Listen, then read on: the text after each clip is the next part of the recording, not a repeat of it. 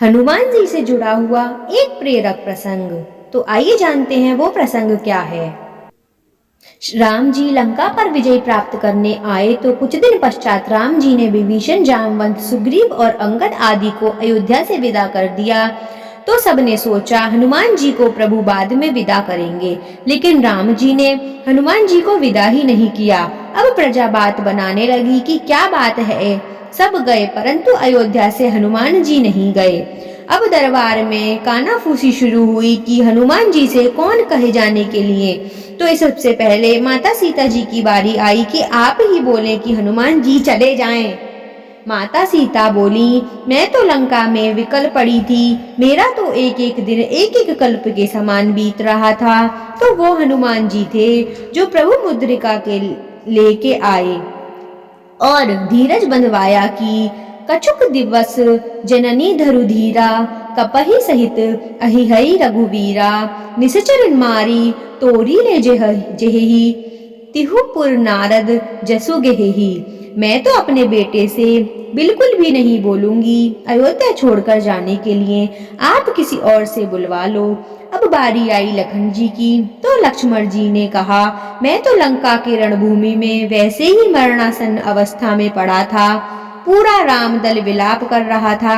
ये तो जो खड़ा है वो हनुमान जी का लक्ष्मण है। मैं कैसे बोलूं, किस मुंह से बोलूं कि हनुमान जी अयोध्या से चले जाएं। अब बारी आई भरत जी की।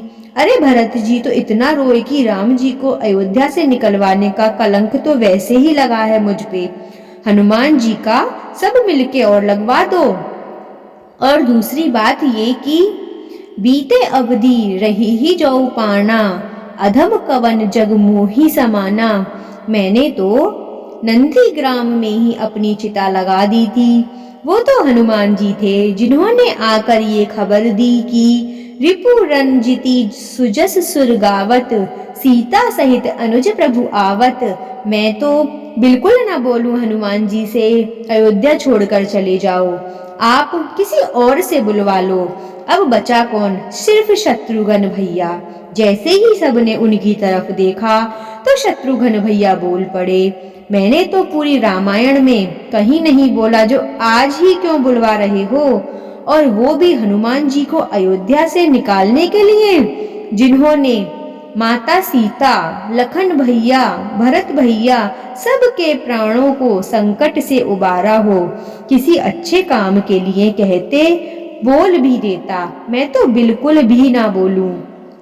अब बचे मेरे रघुवेंद्र सरकार।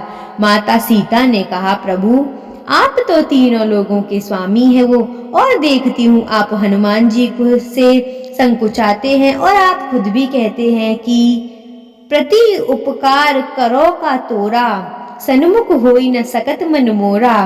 आखिर आपके लिए क्या उदय है प्रभु।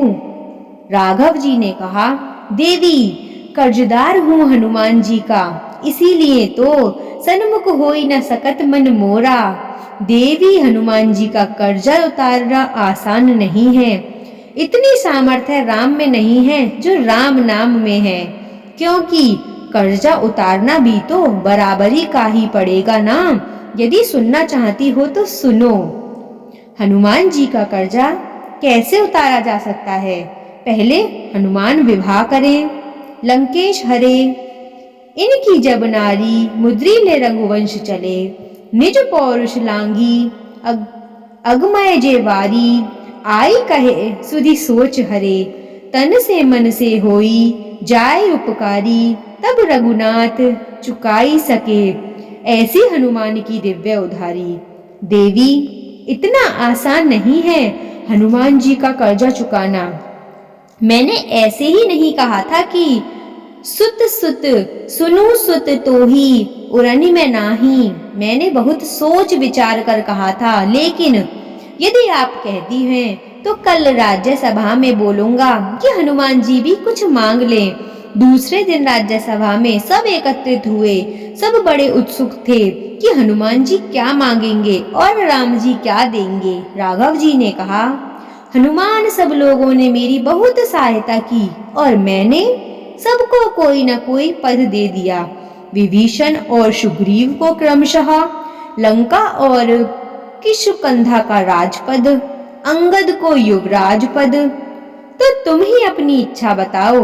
हनुमान जी बोले, प्रभु आप में जितने नाम गिनाए उन सबको एक एक पद मिला है, और आप कहते हैं मैं मम प्रिय लक्ष्मण ते दूना, तो फिर यदि मैं 2 पद मांगू तो? सब लोग सोचने लगे बात तो हनुमान जी की भी ठीक ही कह रहे हैं। राम जी ने कहा, ठीक है मांग लो।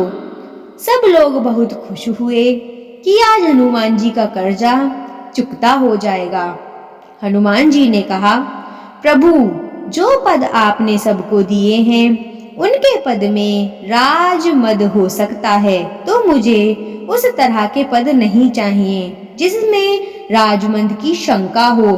तो फिर आपको कौन सा पद चाहिए? हनुमान जी ने राम जी के दोनों चरणन पकड़ लिए और कहा, हे प्रभु हनुमान को तो बस यही 2 पद चाहिए।